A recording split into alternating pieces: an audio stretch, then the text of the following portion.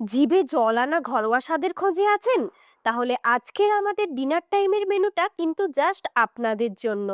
শুরুতেই দেখুন এই গরম গরম আলু দিয়ে ধোকার ডালনা।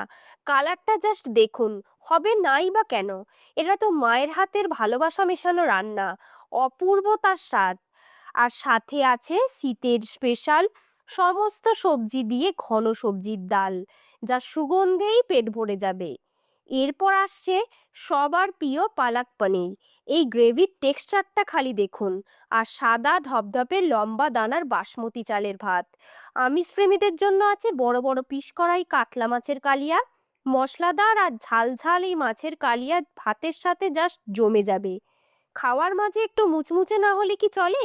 তাই আছে গোল্ডেন ফ্রাই করা বেগুনি আর কুড়মুড়ে পাঁপড় ভাজা।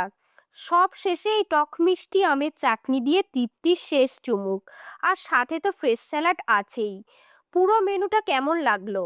এমন ঘরোয়া খাবারের প্রেমে পড়লে লাইক আর সাবস্ক্রাইব করতে একদম ভুলবেন না। প্রয়োজনে আপনারাও অর্ডার করতে পারেন।